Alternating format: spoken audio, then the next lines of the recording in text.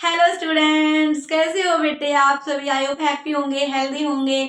तो आज का हमारा टॉपिक है क्लासिफिकेशन ऑफ गुड्स। हम पहले कर चुके हैं। आज हम करेंगे बेटे what is the difference between final goods and intermediate goods.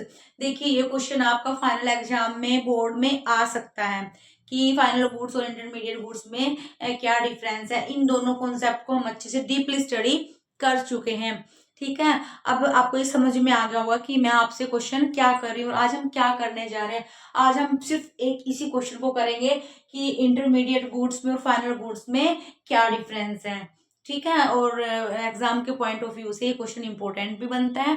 तो देखिए बेटे, फाइनल गुड्स में और इंटरमीडिएट गुड्स में क्या डिफरेंस होता है। नंबर वन तो डिफरेंस होता है कि जो इंटरमीडिएट गुड्स है ना बेटे, वो हमारी as a raw material use की जाती है। ठीक है, मतलब ये फाइनल गुड्स तो है ही नहीं, इसे हम डायरेक्ट यूज नहीं कर सकते।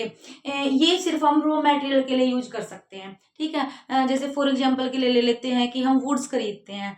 क्या हम वुड्स को डायरेक्ट अपने कंजप्शन में ले सकते हैं? नहीं, हम वुड्स को मार्केट से परचेज करेंगे, फिर उसका क्या करेंगे, हम फर्दर प्रोडक्शन करेंगे, उसे फर्नीचर बनाएंगे, फिर उसमें वैल्यू ऐड करेंगे, फिर उसे परचेज करेंगे। समझ में आया? एक क्या होता है कि ये हमारी रिसोल्ड के लिए भी हम इसे यूज करते हैं। जैसे मेरी कपड़े की दुकान है, ठीक है, मैं होलसेल से कपड़ा लेके आई, फिर आगे मैंने फर्दर उसमें वैल्यू ऐड करके आगे रिसोल्ड कर दिया, मैंने उसे आगे बेच दिया। मैंने वो चीज खरीदी, लेकिन डायरेक्ट अपने सेटिस्फेक्शन के लिए नहीं खरीदी, वो मैंने अपने बिजनेस के लिए खरीदी, आगे बेचने के लिए खरीदी। समझ में आया? और उधर फाइनल गुड्स क्या होता है? फाइनल गुड्स जो होता है ये फाइनल कंजप्शन होता है कंज्यूमर के लिए।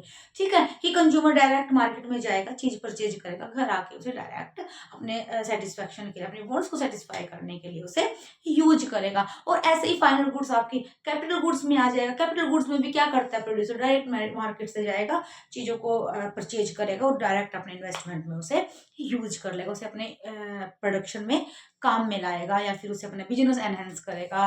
ठीक है, अपने काम में लेके आएगा। ठीक है, तो ये डिफरेंस समझ में आया? अब मतलब इंटरमीडिएट गुड्स में अभी वैल्यू ऐड होनी बाकी है। अभी हम उसमें क्या करते हैं बेटे, उसे या तो रिसोल्ट के लिए यूज करेंगे या फिर हम उसे रॉ मटेरियल के लिए यूज करेंगे। लेकिन ये फाइनल कंजप्शन गुड है, फाइनल कैपिटल गुड है, इसको डायरेक्ट मार्केट से परचेज करो, डायरेक्ट अपने वांट्स को सेटिस्फाई करने के लिए यूज करो। समझ में आया? आगे डिफरेंस देखिए बेटे, ये क्या होता है, इंटरमीडिएट गुड्स क्या होती है, वो अभी बाउंड्री, प्रोडक्शन की बाउंड्री लाइन के विद इन होती है, प्रोडक्शन की बाउंड्री लाइन के अंदर होती है। अभी वो बन के पूरी तरह से तैयार नहीं हुई है कि कंज्यूमर से डायरेक्ट यूज कर सके, नहीं, अभी प्रोडक्शन की बाउंड्री लाइन के अंदर है। ठीक है, अब उसमें वैल्यू ऐड होनी है, अभी उसे फर्दर प्रोडक्शन होना है। ठीक है, लेकिन आपकी फाइनल गुड्स जो होती है ये बाउंड्री लाइन के बिल्कुल आउटसाइड होती है, प्रोडक्शन के बाउंड्री लाइन से बिल्कुल बाहर निकल चुकी होती है और ready for its final users की, फाइनल यूजर्स इसे डायरेक्ट अपने वांट्स को सेटिस्फाई करने के लिए यूज कर सकते हैं। ठीक है, आगे देखिए, इंटरमीडिएट वुड में अभी वैल्यू ऐड नहीं हुई है। जैसे मैंने आपको वुड का एग्जांपल दिया था, मैंने वुड को खरीदा। ठीक है, वुड वाले ने उसमें क्या किया, वैल्यू ऐड कर दी, लेकिन अभी पूरी तरह से वैल्यू ऐड नहीं हुई। जब मैं उससे फर्नीचर बनाऊंगी, ठीक है, फर्नीचर बनाऊंगी, फिर मैं भी तो उसमें वैल्यू ऐड करूंगी, तो अभी कंप्लीटली वैल्यू ऐड उसमें नहीं हुई। लेकिन फाइनल गुड्स में value is not to be added, there is no need to add the value in the final goods because final goods is completely ready to use their users। ठीक है, वो तो बिल्कुल रेडी है, उसमें value add हो चुकी है, उसने प्रोडक्शन की बाउंड्री लाइन को क्रॉस कर दिया है। ठीक है, मतलब वो बिल्कुल कंप्लीट है।